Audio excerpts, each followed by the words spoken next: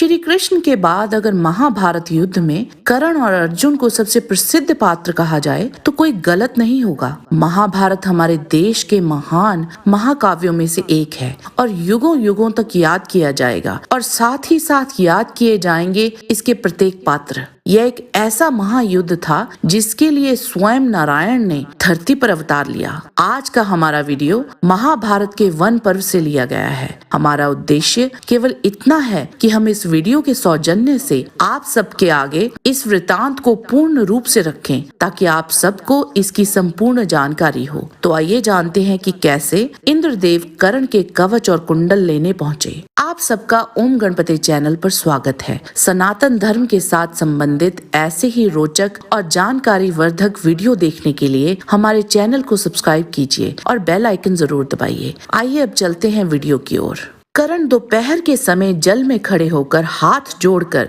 अंशुमाली भगवान दिवाकर की स्तुति किया करते थे। उस समय बहुत से ब्राह्मण धन के लिए उनके पास आते थे। उस अवसर पर उनके पास कोई ऐसी वस्तु नहीं थी जो ब्राह्मणों के लिए अदेय हो। इंद्र भी उसी समय ब्राह्मण बनकर वहां उपस्थित हुए और बोले, मुझे भिक्षा दो। यह सुनकर राधा नंदन कर्ण ने उत्तर दिया, विप्रवर आपका स्वागत है, मैं आपको क्या दे सकता हूँ। ब्राह्मण बोले, वीरवर मुझे आनंददायक दूसरी चीजों की कोई अभिलाषा नहीं। यदि तुम सत्यवर्ती हो तो तुम्हारे शरीर के साथ ही उत्पन्न हुए कवच और कुंडल हैं, इन्हें काटकर मुझे दे दो। इस पर कर्ण ने कहा, विप्रवर यदि आप धन संपत्ति, स्त्री, गायें, खेत या बहुत वर्षों तक चलने वाली जीवन वृद्धि चाहते हैं तो वो मैं आपको दे सकता हूँ, परंतु कवच और कुंडल नहीं दे सकता। इस प्रकार कर्ण ने बहुत प्रार्थना की, परंतु ब्राह्मण के वेश में इंद्र ने दूसरा कोई वर नहीं मांगा। तो कर्ण ने कहा, विप्रवर कवच तो मेरे शरीर के साथ ही उत्पन्न हुआ है और दोनों कुंडल भी अमृत से बने हैं। इन्हीं के कारण तो मैं अपने शत्रुओं के बीच अवध्य बना हुआ हूँ, अतः मैं इन वस्तुओं को नहीं त्याग सकता। ब्राह्मण श्रेष्ठ, आप मुझसे समूची पृथ्वी का कल्याणमय,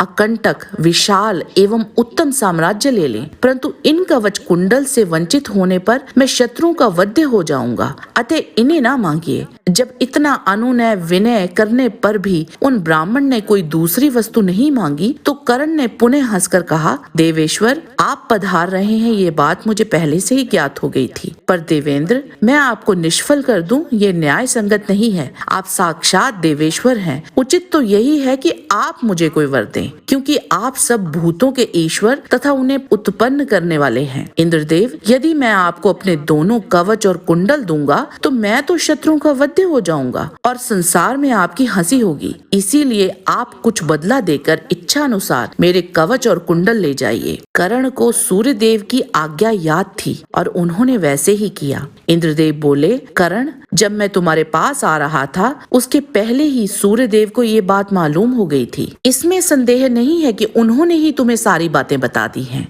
ठीक है कर्ण, तुम्हारी रुचि के अनुसार ही इन वस्तुओं का परिवर्तन हो जाए। मेरे वज्र को छोड़कर तुम जो चाहो वही आयुध मुझसे मांग लो। तब कर्ण अत्यंत प्रसन्न होकर देवराज इंद्र के पास गए और सफल मनोरथ होकर उन्होंने उनकी अमोघ शक्ति मांगी। तब इंद्रदेव ने कर्ण से कहा, ठीक है कर्ण, इसी शर्त अनुसार हम लोगों में इन वस्तुओं का विनिमय यानी बदला हो जाए। दैत्यों का संहार करते समय मेरे हाथ से छूटने पर यह अमोघ शक्ति सैकड़ों शत्रुओं को मार देती है और पुनः मेरे हाथ में चली आती है। वही शक्ति तुम्हारे हाथ में जाकर किसी एक तेजस्वी, ओजस्वी, प्रतापी तथा गर्जना करने वाले शत्रु को मारकर पुनः मेरे ही पास आ जाएगी। इस पर कर्ण बोले, देवेंद्र महासमर में मैं अपने एक ही शत्रु को इसके द्वारा मारना चाहता हूँ, जो बहुत गर्जना करने वाला और प्रतापी भी है, जिससे मुझे सदा भय बना रहता है। इंद्रदेव ने कहा, कर्ण तुम किसी भी एक बलवान शत्रु को इससे मार सकोगे, परंतु जिस शत्रु को लक्ष्य करके तुम ये अमोघ शक्ति मांग रहे हो वह स्वयं परमात्मा द्वारा सुरक्षित है। इस पर कर्ण ने कहा, भगवान ऐसा भी हो तो भी मैं आपसे एक वीर के वध के लिए यह शक्ति मांगता हूँ। मैं आपको अपने शरीर से उधेड़कर अपने कवच और कुंडल दे दूंगा, किंतु इससे मेरा शरीर विभत्स नहीं होना चाहिए। इंद्रदेव बोले, कर्ण तुम्हारा शरीर किसी भी प्रकार से विभत्स नहीं होगा, तुम्हारे घाव तक नहीं लगेगा। तुम्हारे पिता का जैसा वर्ण और तेज है तुम्हारा भी वैसा ही बना रहेगा। एक बात और सुन लो,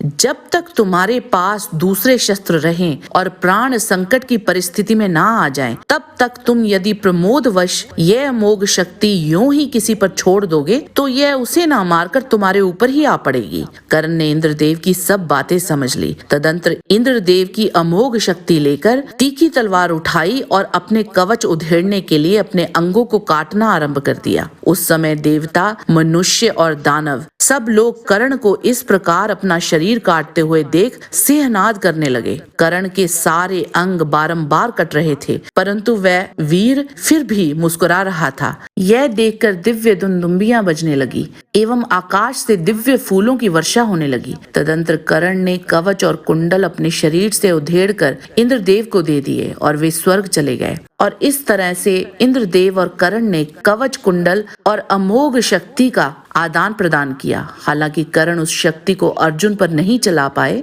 परंतु फिर भी यह उनके घटोत्कच के साथ हुए युद्ध में काम आई और उनके शत्रु का सर्वनाश करके पुनः देवेंद्र के पास वापस चली गई। आज के वीडियो में बस इतना ही। जाने से पहले लाइक बटन जरूर दबा दीजिए और अगर वीडियो अच्छा लगा है तो शेयर कीजिए। हमारा आज का वीडियो देखने के लिए आप सबका बहुत बहुत धन्यवाद। आपसे फिर मिलते हैं एक नए रोचक वीडियो के साथ। तब तक के लिए आप सबको हमारी शुभकामना। नमस्कार।